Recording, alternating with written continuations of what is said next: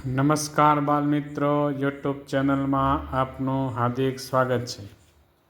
આજે આપણે ભાગ નંબર 72માં સંખ્યાને સંકેતો દ્વારા નાની મોટી સંખ્યાનો પરિચય આપણે મેળવશું. સમાન સંખ્યા, મોટી સંખ્યા અને નાની સંખ્યા, તેના વિશે આજે આપણે સમજ મેળવશું. તો ચાલો આપણે શરૂ કરીએ.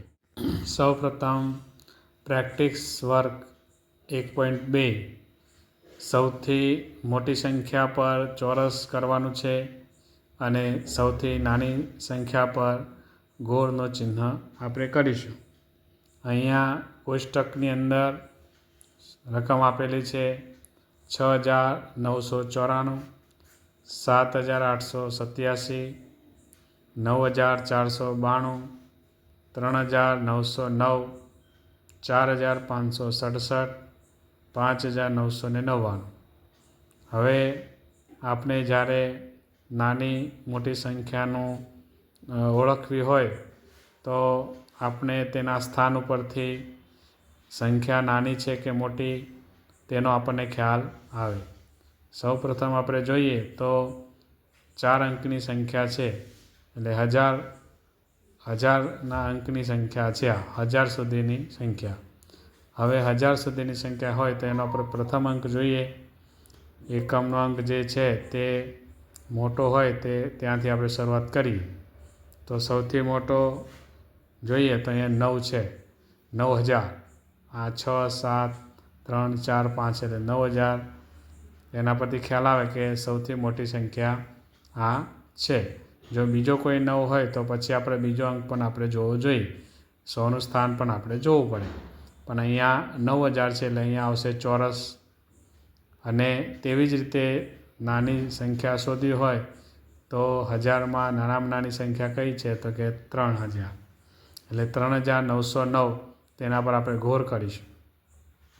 તો આવી રીતે નાની મોટી સંખ્યા જે છે તે આપણે ઓળખી શકીએ. તો અહીંયા આપણે એનો અભ્યાસ જાતે કરવાનો છે.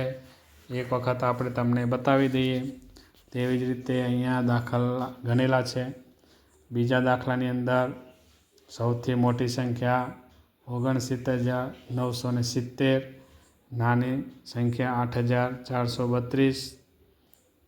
તેવી જ રીતે ત્રીજા દાખલાની અંદર સૌથી મોટી સંખ્યા 3,560, નાનામાં નાની સંખ્યા 3,099. ચોથા દાખલાની અંદર 8,795 મોટા મોટી, 8,705 એ નાનામાં નાની સંખ્યા છે.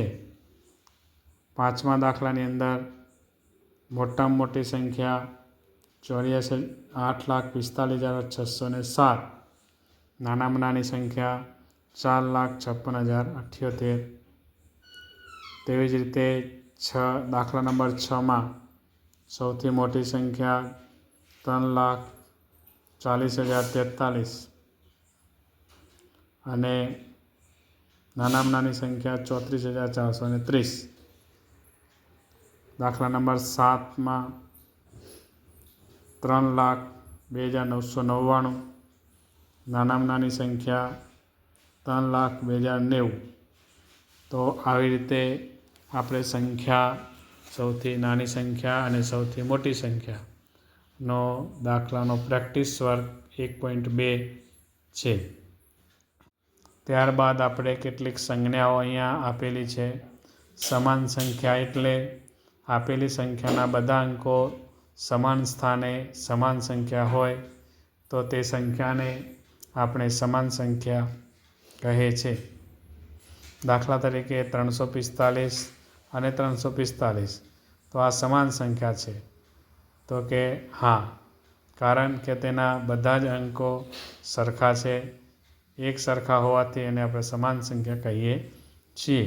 સંજ્ઞામાં એને આપણે આવી રીતે બરાબરનું નિશાન કરીએ છીએ. તેવી જ રીતે સંખ્યાની મોટી કે નાની, તો કોઈપણ સંખ્યાથી મોટી સંખ્યા હોય તો આ પ્રમાણેનું ચિહ્ન આપણે લગાડીએ છીએ. તેને આને ગુરુ પણ કહેવાય અને ગ્રેટર ધેન પણ કહેવાય છે. સમજો કે અહીંયા 370 અને 365 એને એવી રીતે વંચાય કે 370 મોટા છે 365 કરતાં. તો આ જ્યારે કોઈ પણ સંખ્યા બીજી સંખ્યાથી મોટી હોય તો આવી રીતે આપણે એને લખીએ છીએ. તેવી જ રીતે સંખ્યા નાની હોય, કોઈ પણ સંખ્યાથી નાની સંખ્યા હોય તો આ પ્રમાણેનું નિશાન આપણે મૂકીએ છીએ. ઉદાહરણ તરીકે અહીંયા 245 અને વંચાય કેવી રીતે તો કે 245 નાના છે 254 કરતાં. તો આના માટે લેસ ધેન એટલે કે નાનાનું નિશાન મૂકવામાં આવે છે. હવે આ જ રીતે હવે આપણે દાખલો ગણીશું. ચાલો આપણે શરૂ કરીએ. અહીંયા આપણે જોવાનું છે અને સમજવાનું છે. આ પ્રકારની રકમ આપેલી છે તો આને આપણે નાની મોટી સંખ્યાને આપણે ઓળખવાની છે. તો કેવી રીતે આપણે કરીશું? તો અહીંયા 4157, 4155, 4159, 4152 આ પ્રમાણેની સંખ્યા આપેલી છે. હવે જ્યારે પહેલો જે કહેવાય 1000નો અંક જે છે તે સરખા છે તો પછી આપણો શતક એટલે 100ના સ્થાનની સંખ્યા જોઈએ તો એ પણ સરખી છે. દશકના અંકની સ્થાન પણ સરખી છે. અહીંયા એકમના અંકની સ્થાનની સંખ્યા તે નાની મોટી છે. તો આને આપણે હવે ક્રમમાં ગોઠવશું તો કેવી રીતે આવશે? તો અહીંયા આપણે જોઈએ તો સૌપ્રથમ નાની સંખ્યા 2, પછી 5, પછી 7 અને 9. તો આને એવી રીતે વાંચીશું: 2 નાના છે 5 કરતાં, 5 નાના છે 7 કરતાં, 7 નાના છે 9 કરતાં. તો સૌથી નાની સંખ્યા કઈ આવશે? તો 4152 એ સૌથી નાની થશે. અને મોટી કઈ છે? તો એકમનો અંક 9 કઈ છે? 4159. તો તે સંખ્યા સૌથી મોટી થશે. તો આવી રીતે આપણે સંખ્યાને નાની મોટી જે ઓળખ્યું હોય તો કેવી રીતે ઓળખી શકાય તેની આપણે પરિચય મેળવ્યો.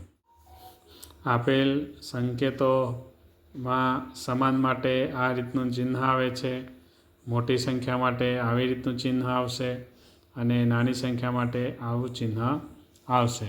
હવે આપણે પ્રેક્ટિસ વર્ક 1.3 જોઈએ. આમાં આપણે સંકેત મૂકવાના છે. તો કેવી રીતે મૂકીશું? તો અહીંયા પહેલી રકમ 676, 789. તો સૌપ્રથમ આપણે નક્કી એ કરીએ કે કઈ સંખ્યા મોટી છે. તો આપણે અગાઉ જોયું તેમ અહીંયા શતકના સ્થાનમાં 6 છે, અહીંયા 7 છે. એટલે 676 છે, અહીં 789 એટલે 789 મોટા છે. તો અહીંયા નિશાન કયું આવશે? તો જે સંખ્યા પ્રથમ સંખ્યા બીજી સંખ્યા કરતાં કેવી છે? તો કે નાની છે. તો 676 નાના છે એટલે કે નાનાનું ચિહ્ન આપણે મૂકીશું. 676 નાના છે 789 કરતાં. તેવી જ રીતે બીજી રકમમાં આપણે જોઈએ તો અહીંયા 800, અહીંયા 900.